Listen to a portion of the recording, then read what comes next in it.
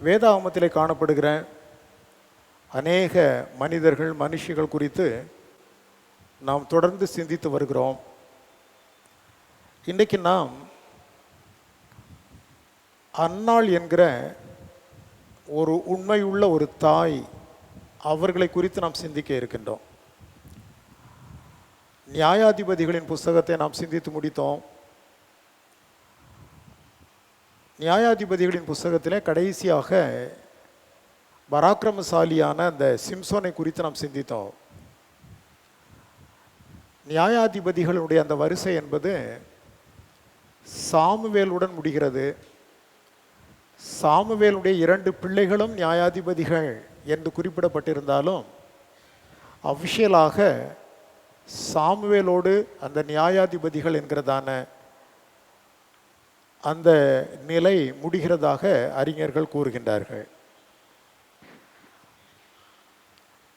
அந்த சாமுவேல் என்கிற ஒரு நியாயாதிபதி இஸ்ரவேலிலே மிகப்பெரிய தீர்க்கராக அவர் விளங்கினார். A great prophet of God. தேவனுடைய மிகப்பெரிய ஒரு தீர்க்கராக அவர் விளங்கினார். அந்த மிகப்பெரிய ஒரு தீர்க்கருடைய தாயின் பெயர்தான் அன்னாள் என்று அழைக்கப்படுகிறது. ஆகவே இன்றைக்கு உண்மையுள்ள தாய் அன்னாள் என்னும் தலைப்பில் நான் அம்மையார் அவர்களை குறித்து சற்று நேரம் நாம் சிந்திக்க இருக்கின்றோம். இந்த அன்னாள் என்கிற இந்த பாத்திரம் தேவ பக்தி மிகுந்த மிகவும் உண்மை உள்ள ஒரு சிறந்த பெண்மணியாக நாம் வேதாகமத்திலே பார்க்கின்றோம். 1 சாமுவேலின் புஸ்தகத்தில் 1ஆம் அதிகாரம் 1வது வாக்கியம் துவங்கி 2ஆம் அதிகாரம் 21வது வாக்கியம் வரையிலும் அம்மையார் அவர்களை குறித்ததான காரியங்கள் சொல்லப்படுகிறது. 1 சாமுவேல் 1ஆம் அதிகாரம் 1வது வாக்கியம் முதல் 2ஆம் அதிகாரம் 21 வரையிலும் அன்னாள் அம்மா அவர்களை குறித்து நம்மால் வாசிக்க முடிகிறது. இந்த அம்மையாருடைய கணவன் பெயர் எல்கானா என்று சொல்வது.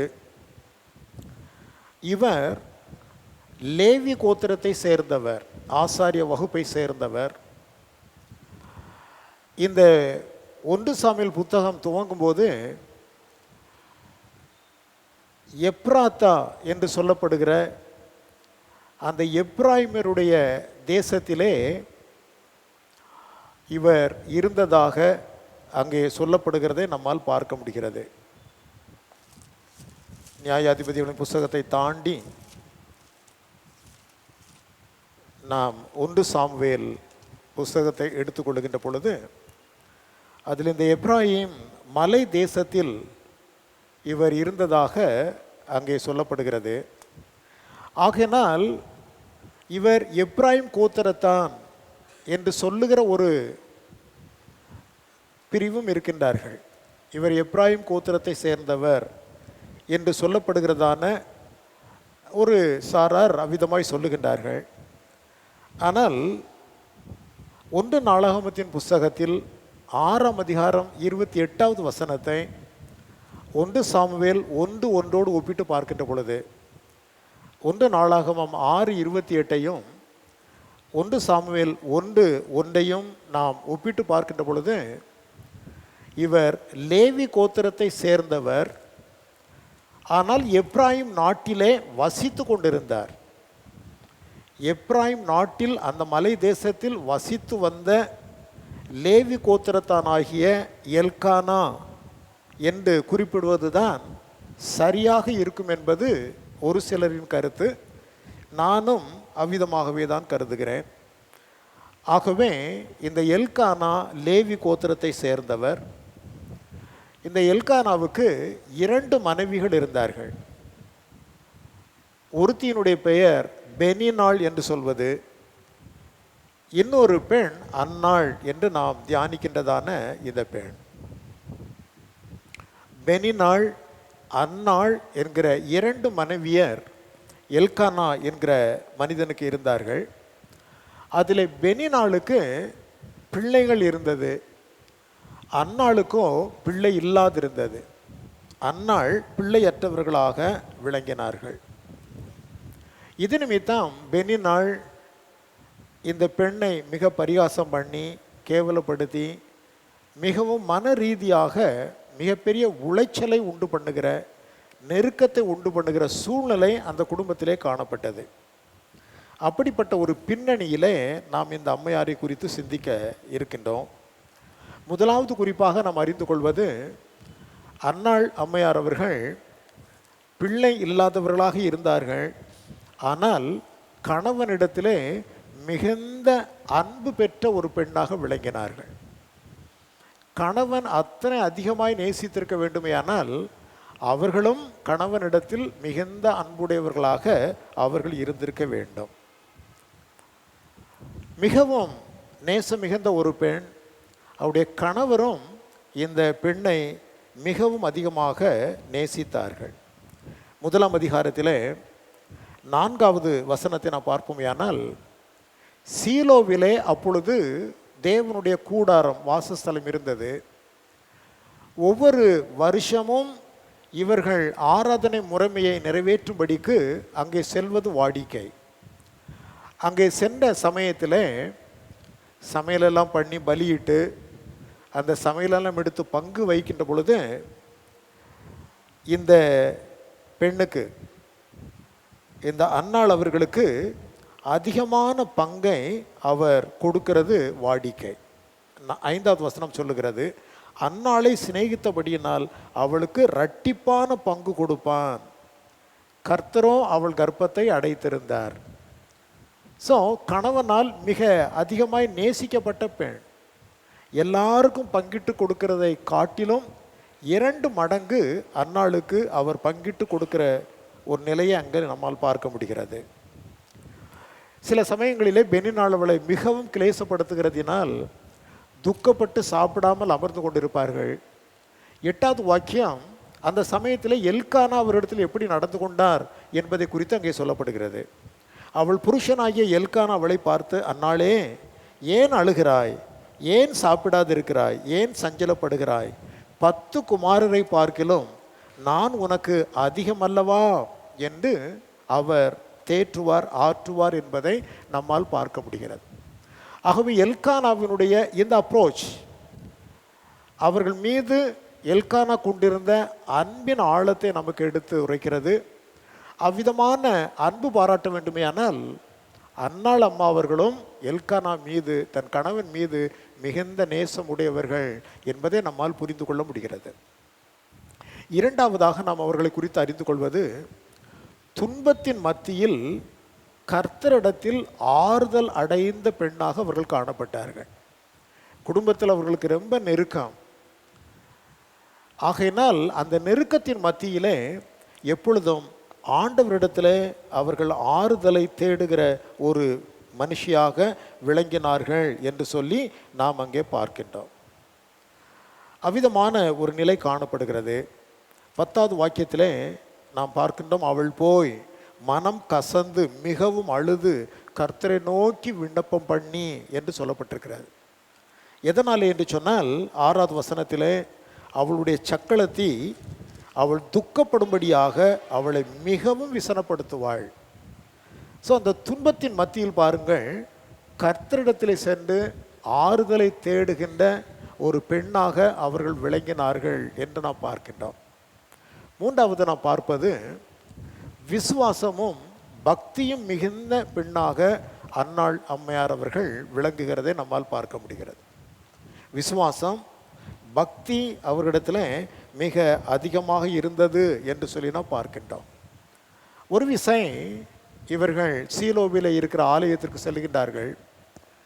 அங்கே ஆசரிப்பு கூடாரத்தில் சென்று வெகு நேரம் இந்த அம்மையார் ஜெபித்து கொண்டிருக்கின்றார்கள். மிகுந்த விசுவாசமுடைய ஒரு பெண், பக்தி உள்ள பெண், ஆண்டவருடைய சமூகத்தில் சென்று தன்னுடைய இருதயத்தை ஊற்றி கொண்டிருந்தார்கள். அந்த சமயத்தில் பிரதான ஆசாரியனாய் இருந்தவர் ஏலி என்று சொல்லப்படுகிற ஆசாரியன். அவர் கவனித்து கொண்டே இருக்கின்றார். இந்த பெண் வெகு நேரமாக முணுமுணுத்து கொண்டே இருக்கின்றாள், அழுகிறாள், கண்ணீர் வடிக்கின்றாள், முணுமுணுத்து கொண்டே இருக்கின்றாள். சத்தம் ஒன்று வெளியே வரவில்லை. வெகு நேரம் ஆயிற்று. இவ்வளோ நேரம் ஜெபம் பண்ணுறாளே என்று அவருக்கு ஒரு வேளை ஒரு கேள்வி இருந்திருக்கலாம். அவர் திடீரென்று என்ன நினைத்து கொண்டார், இந்த பெண் நன்றாய் குடித்து விட்டு வந்திருக்கிறாள் போல் இருக்கிறது. குடி வெறியிலே எழுந்திருக்க முடியாமல் அவள் அங்கே புலம்பிக் கொண்டிருக்கிறதாக அவர் நினைத்து, எவ்வளவு நேரம் நீ குடித்து வெறித்து கொண்டிருப்பாய், உன் குடியை உன்னை விட்டு விலக்கு என்று சொல்லி கடிந்து கொள்ளுகிறதை நம்மால் பார்க்க முடிகிறது. அப்பொழுது அம்மையார் அவர்கள் சொல்வார்கள், 15-16 வாக்கியங்கள் மிக அருமையான வாக்கியங்கள். அதற்கு அன்னாள் பிரதி உத்தரமாக, அப்படி அல்ல என் ஆண்டவனே, நான் மன கிளேசமுள்ள ஸ்திரீ, நான் திராட்சை ரசமாகிலும் மதுவாகிலும் குடிக்கவில்லை. நான் கர்த்தருடைய சந்நிதியில் என் இருதயத்தை ஊற்றி விட்டேன். உம்முடைய அடியாளை பேலியாளின் மகளாக எண்ணாதேயும். மிகுதியான விசாரத்தினாலும் கிளேசத்தினாலும் இந்நேரம் மட்டும் விண்ணப்பம் பண்ணினேன் என்று அவர்கள் உரைக்கிறதை பார்க்கின்றோம். ஸோ வெகு நேரமாக தேவனிடத்திலே ஜெபிக்கின்ற பழக்கத்தை உடையவர்கள். திடீர்னு ஒரு நாள் போயிட்டு ரொம்ப நேரமெல்லாம் ஆண்டவர்கிட்ட ஜெபம் பண்ண முடியாது.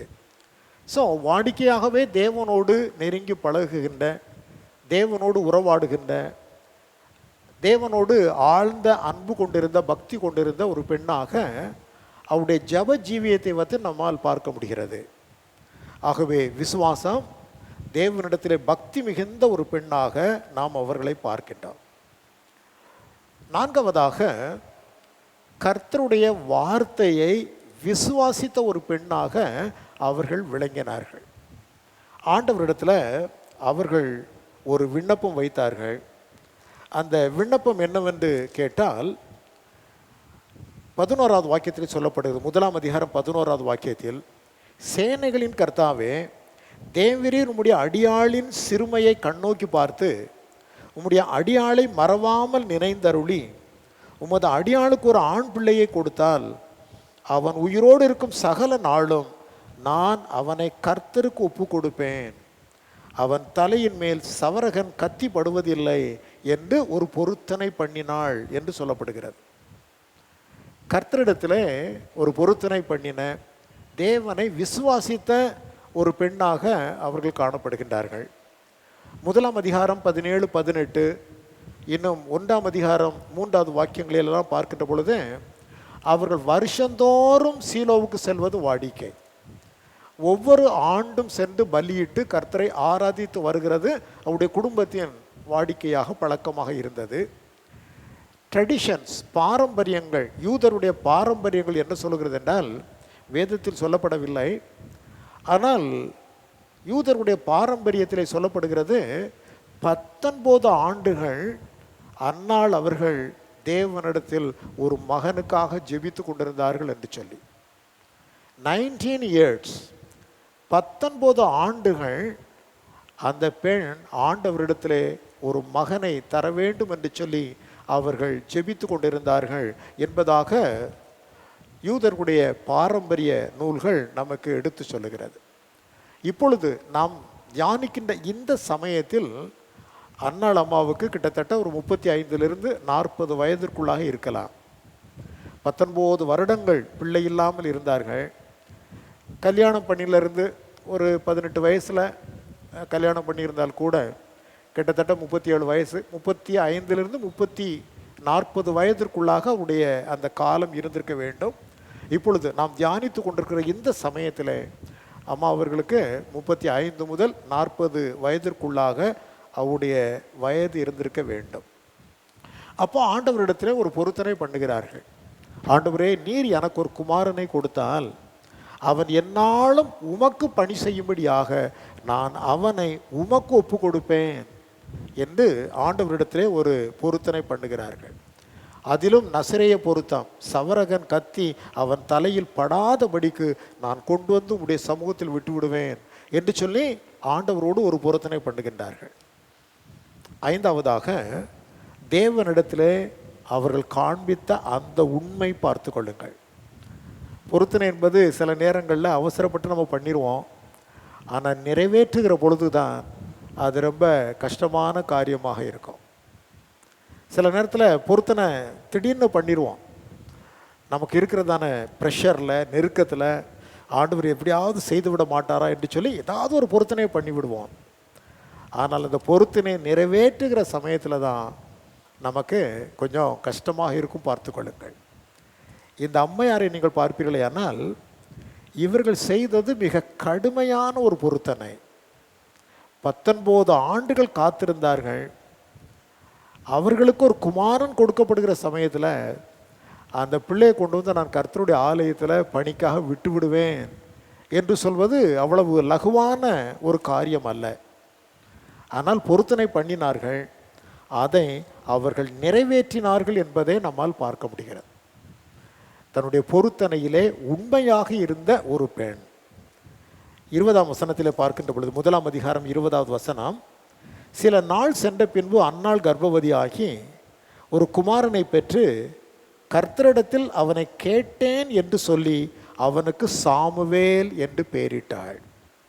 பிள்ளையை பெற்ற உடனேயே நான் கர்த்தரிடத்தில் கேட்ட பிள்ளை இது என்று தேவனோடு தான் பண்ணின பொருத்தனை, உடன்படிக்கை இதையெல்லாம் நினைவில் கொள்ளத்தக்கதாக பிள்ளை பிறந்த உடனே கர்த்தரிடத்தில் கேட்டேன் என்று சொல்லி சாமுவேல் என்று பெயரிட்டாள். சாமுவேல் என்றால் கர்த்தரிடத்தில் கேட்டேன்.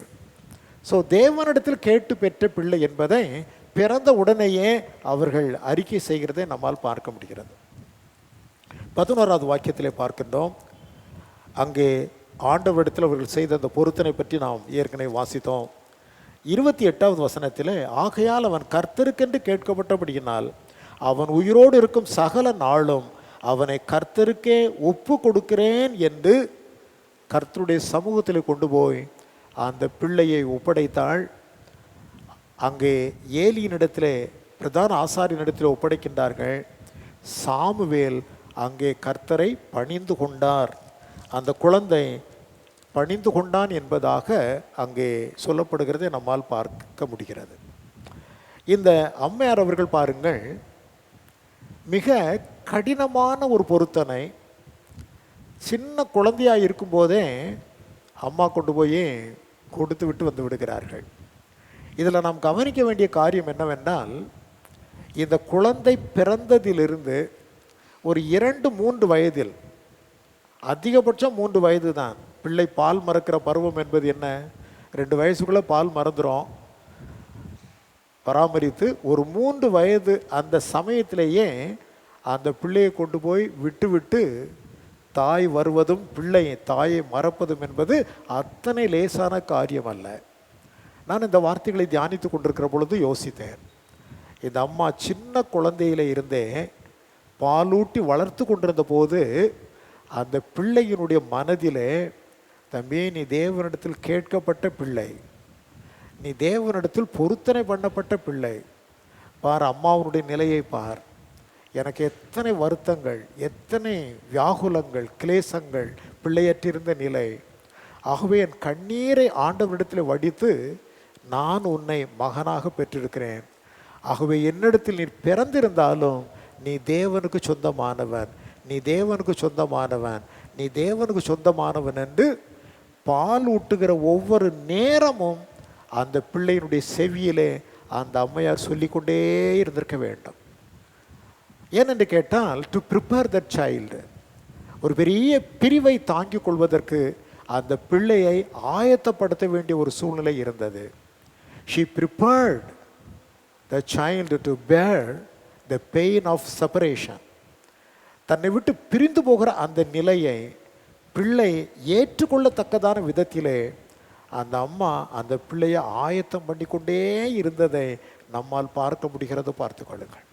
அப்படித்தான் யோகபேத், மோசேனுடைய தாயை நீங்கள் பார்ப்பீர்களே, ஆனால் அந்த தாயார் அப்படித்தான். ஜலத்திலிருந்து எடுத்தேன் என்று சொல்லி மோசே என்று பெயரிட்டு யோகபேத்தின் இடத்திலே, சொந்த தாயின் இடத்திலேயே பிள்ளை ஒப்படைத்து விட்டு பார்வோனுடைய குமாரத்தை செல்கின்றாள். யோகபேத் அந்த குழந்தைக்கு பால் கொடுத்து வளர்க்கின்ற பொழுதெல்லாம், தம்பி நீ அரண்மனையில் இருந்து என்னிடத்தில் வந்திருந்தாலும் நீ அரண்மனைக்குரியவன் அல்ல, நீ இந்த ஜனத்தில் ஒருவன், இந்த ஜனத்தை விடுதலை ஆக்குவதற்காகவே தேவன் உன்னை தெரிந்தெடுத்திருக்கின்றார். நூற்றுக்கணக்கான குழந்தைகள் கொல்லப்பட்ட போது உன்னை கர்த்தராகிய தேவன் தமக்கென்று பிரித்து வைத்திருக்கின்றார். நீ இந்த மக்களை சேர்ந்தவன், இந்த மக்களோடு இருந்து இவர்களை விடுதலை செய்ய வேண்டும் என்று ஒவ்வொரு விசை பால் கொடுக்கின்ற பொழுதும் அந்த பிள்ளையினிடத்தில் யோகபேத் பேசிக்கொண்டே இருந்திருக்க வேண்டும். அந்த பிள்ளை வளர்கின்ற பருவத்தில் எல்லாம், நான் அரண்மனைக்கு சொந்தம் அல்ல, நான் இந்த பார்வோனுடைய சந்ததிக்கு சொந்தம் அல்ல, நான் இந்த அரண்மனையில் இருக்க வேண்டியவன் அல்ல, என் ஜனத்தின் மத்தியில் இருக்க வேண்டியவன், என் ஜனத்தின் விடுதலையாளன் நான், அவர்களை விடுதலை ஆக்க வேண்டும் என்கிற அந்த நினைவு அந்த பிள்ளையின் பிஞ்சு மனதிலேயே யோகபேத் விதைத்து விட்டார்கள். ஆகவே தான் அநித்தியமான பார்வோனுடைய அந்த விதமான காரியங்களை அனுபவிப்பதை பார்க்கிறோம், தன்னுடைய ஜனத்தாரோடு பாடுகளை அனுபவிப்பதையே மோசே தெரிந்து கொண்டார் என்று பின்பதாக எபிரேய ஆக்கியோன் சொல்லுகிறார். ஸோ தாயினுடைய அந்த பொறுப்பை பாருங்கள். அந்த அளவிற்கு அந்த பிள்ளையை சின்ன வயதிலேயே ப்ரிப்பேர் பண்ணியிருக்கிறாங்க. அதே போல தான் அன்னாள் அம்மாவை பார்க்கிறேன். இந்த பிள்ளை பால் கொடுக்கின்ற நேரமெல்லாம் அந்த பிள்ளையை பார்த்து அவங்க பாடியிருக்கணும், சொல்லியிருக்க வேண்டும், நீ எனக்கு சொந்தம் அல்ல, இந்த ஊருக்கு சொந்தம் அல்ல, இந்த இடத்துக்கு சொந்தம் அல்ல, உன் பெயர் சாமுவேல், அதனுடைய பொருள் தேவனிடத்திலிருந்து உன்னை நான் கேட்டேன், தேவனிடத்திலிருந்து பெற்றுக்கொண்டேன், நீ தேவனுக்கு சொந்தம், நீ தேவனுக்கு சொந்தம், நீ தேவனுக்கு சொந்தம் என்று சொல்லியே வளர்த்திருக்க வேணும். தம்பி, இன்னும் ஒரு வருஷத்தில் 2 வருஷத்தில் நான் உன்னை கொண்டு போய் தேவனுடைய ஆலயத்தில் விட்டுட்டு வந்துடுவேன், அம்மாவை தேடக்கூடாது. நீ தேவனிடத்தில் கேட்டு பெறப்பட்ட தேவனுடைய பிள்ளை, நீ அம்மாவை தேடக்கூடாது, அம்மாவனுடைய முகத்தை தேடக்கூடாது, தேவனுக்கே நீ சொந்தம் என்று சின்ன வயதில், அந்த 2-3 வயதில் அவன் பிள்ளையாய் குழந்தையாய் இருந்த பொழுதே கொண்டு போய் விட்டு விடப்பட்டான். பார்த்து கொள்ளுங்கள், அம்மாவனுடைய அந்த வார்த்தைகள் அந்த பிள்ளையை எந்த அளவிற்கு அதற்கு பக்குவப்படுத்தி இருந்தது என்பதே நம்மால் பார்க்க முடிகிறது. அம்மா கொண்டு விட்டுட்டு நான் வருகிறேன் என்று சொல்லி வருகின்றார்கள். அந்த பிள்ளை அங்கே அம்மாவுடைய வளர்ப்பு, அங்கே அவன் அமர்ந்து கொள்கிறார்.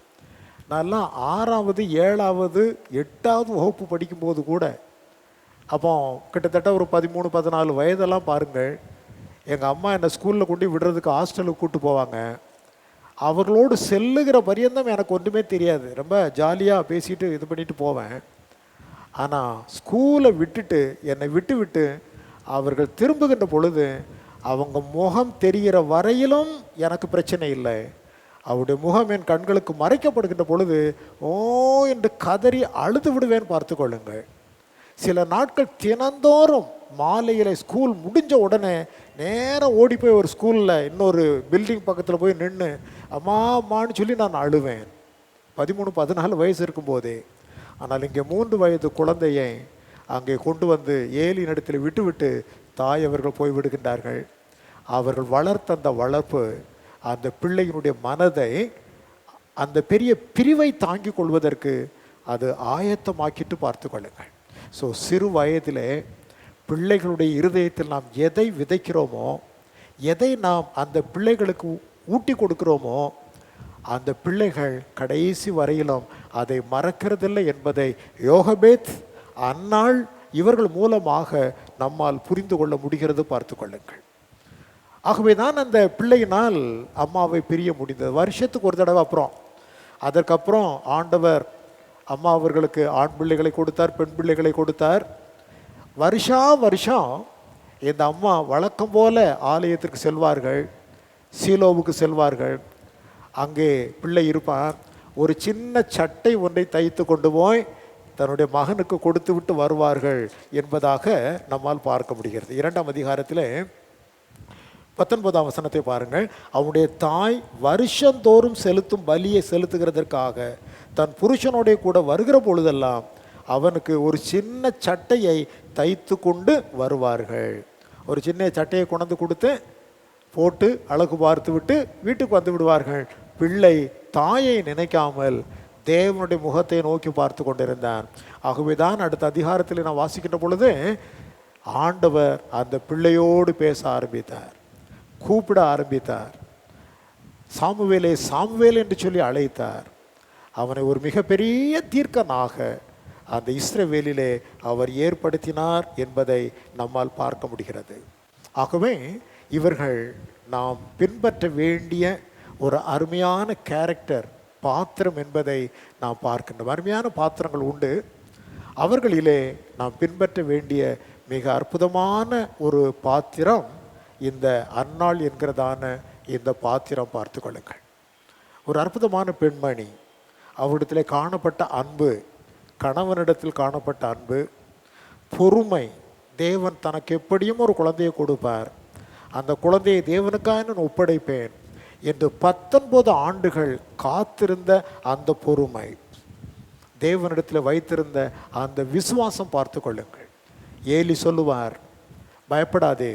அங்கே அதற்கு ஏலி சமாதானத்துடனே போ, நீ இஸ்ரவேலின் தேவனிடத்தில் கேட்ட உன் விண்ணப்பத்தின்படி அவர் உனக்கு கட்டளையிடுவாராக என்றான். அப்புறம் பாருங்க, அப்பொழுது அவள், உம்முடைய அடியாளுக்கு உம்முடைய கண்களிலே தயவு கிடைக்க கடவது என்றாள். பின்பு அந்த ஸ்திரீ புறப்பட்டு போய் போஜனம் செய்தாள். அப்புறம் அவள் துக்க முகமாய் இருக்கவில்லை. அதுதான் அவருடைய உள்ளத்திலே காணப்பட்ட விசுவாசத்தின் அடையாளம். அதுவரையிலும் அழுது கொண்டிருந்தவள், 19 ஆண்டுகளாக அழுது கொண்டிருந்தவள்.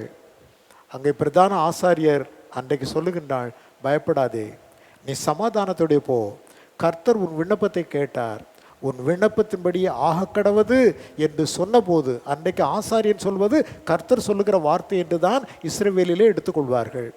ஆகவே கர்த்தர் என்னை பார்த்து சொல்லிவிட்டார். அதற்கு பின்பு அந்த அம்மையார் துக்கமுகமாய் இருக்கவில்லை. விசுவாசத்தோடு தேவன் கொடுக்கின்ற பிள்ளைக்காக எதிர்பார்த்து காத்து கொண்டிருந்த விசுவாசம் அவர்களுடையது. அன்புள்ள தாயார், பொறுமை மிக்க ஒரு பெண்மணி, விசுவாசம் நிறைந்தவர்கள்.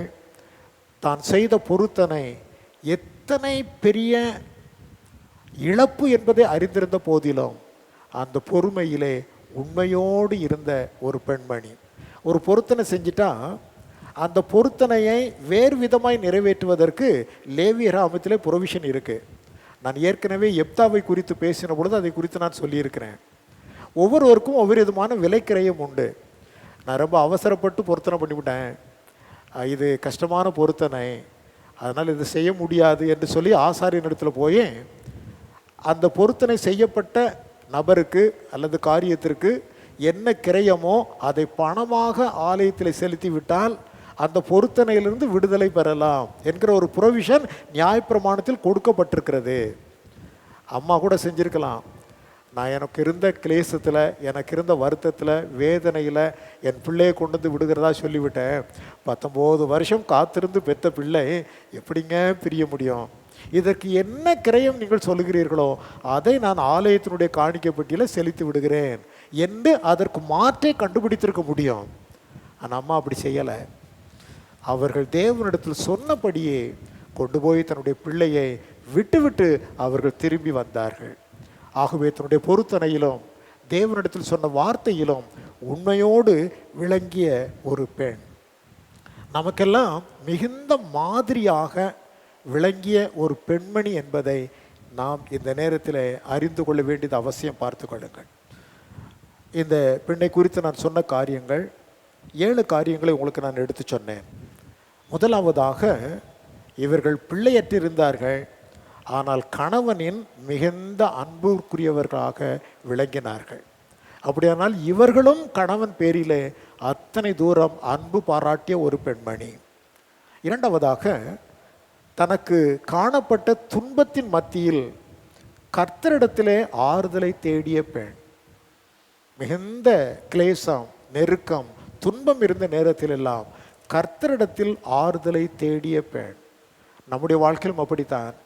பல துக்கமான சூழ்நிலைகள் எல்லாம் நமக்கு எதிரியாக வரலாம். அந்த சமயத்தில் எல்லாம் நாம் அக்கம் பக்கம் பார்க்காமல் வேறு எதையும் யோசிக்காமல் தேவ சமூகத்தில் சென்று ஆறுதலையும் சமாதானத்தையும் தேடுகிற பிள்ளைகளாக நாம் விளங்குவோமேயானால் கர்த்தர் நம்முடைய இழப்புகளை எல்லாம் சரிப்படுத்தி நமக்கு வேண்டிய நன்மைகளை செய்வார் என்கிறதில் எவ்விதமான சந்தேகம் இல்லை. துன்பத்தின் மத்தியில் கர்த்தரிடத்திலே ஆறுதலை தேடிய பெண் அன்னாள். மூன்றாவதாக நான் சொன்னேன், விசுவாசமும் பக்தியும் மிகுந்த அன்னாள். ஆண்டவரிடத்திலே மிகுந்த விசுவாசம். ஆகவே தான் நெடுநேரம் ஆண்டவரிடத்திலே ஜெபித்ததாக அங்கே எழுதப்பட்டிருக்கிறது. பார்த்து கொள்ளுங்கள். ஆகவே ஆண்டவருடைய சமூகத்திலே தன்னுடைய இருதயத்தை ஊற்றிய ஒரு பெண்ணாக காணப்பட்டார்கள். விசுவாசம் இருந்தது, பக்தி இருந்தது. தேவனாகிய கர்த்தர் விசுவாசத்தையும் பக்தியையும் அவர் நோக்கி பார்க்கிறவராக விளங்கினார். நான்காவதாக, கர்த்தரின் வார்த்தையை விசுவாசித்த பெண். என்ன சொன்னார் ஏலி? சமாதானத்தோடைய போ, உன் விண்ணப்பத்தை கர்த்தர் கேட்டுவிட்டார். ஆகவே நீ இனி வருத்தப்பட வேண்டிய அவசியம் இல்லை. தேவன் உன் விண்ணப்பத்தை கேட்டார் என்று சொன்ன உடனே அதை அப்படியே கர்த்தருடைய வார்த்தையை ஏற்றுக்கொண்டு அதற்கு பின்பு அவர்கள் என்ன செய்யவில்லையாம்? துக்க முகமாய் இருக்கவில்லை என்று கர்த்தருடைய வார்த்தையை 100% நம்பி ஏற்றுக்கொண்ட ஒரு பெண். ஐந்தாவதாக, ஆண்டவர் பிள்ளையை கொடுத்தார். ஒரு அழகான பிள்ளை. தன்னுடைய உடன்படிக்கை மறந்துவிடக் கூடாது என்பதற்காக பிறந்த உடனேயே அதற்கு பெயரிடும் பொழுது இது தேவனிடத்தில் கேட்கப்பட்ட பிள்ளை, இது தேவனுடைய பிள்ளை என்று சொல்லி சாமுவேல் என்று அவருக்கு பெயரிட்டார்கள். ஆகவே தன்னுடைய வார்த்தையிலே உண்மை உள்ள, தன்னுடைய வார்த்தையிலே அவர்கள் யோக்கியமாய் நடந்து கொள்ள வேண்டிய நிலையை நமக்கு எடுத்து காண்பிக்கின்றார்கள். நம்முடைய வாழ்க்கையிலும் அப்படித்தான். தேவனிடத்தில் பொருத்தனை பண்ண வேண்டிய அவசியம் இல்லை. அவர் தகப்பன், நாம் பிள்ளைகள். ஒருவேளை ஆண்டவரிடத்தில் நாம் பொருத்தனைகளை பண்ணினால் அதை நிறைவேற்ற வேணாம். இல்லை என்றால் தகப்பன் பிள்ளை என்கிற உறவிலே நாம் எப்பொழுதும் எதை வேண்டுமானாலும் அவரிடத்தில் கேட்கலாம். அவர் தமக்கு சித்தமானதை நமக்கு தருகிறார் என்பதை நம்பி ஏற்றுக்கொள்கிற மக்களாக விளங்க வேண்டும். ஆகவே தேவனிடத்திலே உண்மையாக இருந்த பெண் என்பதை பார்க்கிறோம். ஆறாவதாக, அவர்கள் எப்படிப்பட்டவர்கள்? அன்பான பெண்மணி, மிகவும் அன்பானவர்கள். ஒவ்வொரு வருஷமும் பிள்ளையை பார்க்கும்போது ஒரு சின்ன சட்டையை தைத்து கொண்டு வந்து அந்த பிள்ளைக்கு கொடுத்து அங்கே பேசிவிட்டு அவர்கள் செல்வார்கள். ஒரு நாளும் அதை மறக்கவில்லை. அதற்கு பின்பு பிள்ளைகள் பிறந்து விட்டார்கள். ஆண் பிள்ளைகள் பிறந்து விட்டார்கள், பெண் பிள்ளைகள் பிறந்து விட்டார்கள். ஆனாலும் சாமுவேலை அவர்கள் மறக்கவில்லை. ஒரு அன்பான தாயாகவே அவர்களை நாம் அங்கே பார்க்கின்றோம். ஒவ்வொரு வருஷமும் போய் ஒரு புது சட்டையை தைத்து கொடுத்து கிஃப்டெல்லாம் கொடுத்துருப்பாங்க, தின்பண்டங்கள் கொடுத்துருப்பாங்க, கொஞ்சம் நேரம் பிள்ளையோடு இருந்திருப்பாங்க. ஆனால் பிள்ளை தாயை பார்த்த போதிலும் தான் தேவனுக்கு சொந்தம் என்பதை உறுதியாய் எண்ணிக்கொள்ளத்தக்கதான விதத்திலே அந்த பிள்ளையை கர்த்தர் அல்லது அம்மா அவர்கள் ஏற்கனவே வளர்த்திருந்தார்கள். பார்த்து கொள்ளுங்கள். ஆகவே மொத்தத்தில் நான் பார்க்கின்ற பொழுது ஏழாவதாக நான் குறிப்பிட்டேன், நாம் பின்பற்ற வேண்டிய சிறந்த பெண்மணியாக விளங்கினவர்கள். நாம் பின்பற்ற வேண்டிய மிகச் சிறந்த பெண்மணியாக விளங்கினவர்கள். காரணம், அன்பு, பொறுமை, விசுவாசம், உண்மை, அனைத்திற்கும் மாதிரியான தாய் தான் அன்னாள் என்கிற இந்த தாய் என்பதை நாம் அறிந்து கொள்கிறோம். அல்லேலூயா. ஆகவே தேவனாகிய கர்த்தர் அவர்களுக்குள்ளே வைத்திருந்த அந்த அன்பு, அந்த விசுவாசம், அந்த உண்மை, இவையெல்லாம் நம்மிடத்திலும் காணப்படுமே. ஆனால் தேவனாகிய கர்த்தர் அன்னாள் மீது பிரியமாய் இருந்தது போல நம்மீதும் பிரியமாய் இருப்பதற்கு அவர் உண்மையும் நீதியும் உள்ளவருமாக விளங்குகிறார்.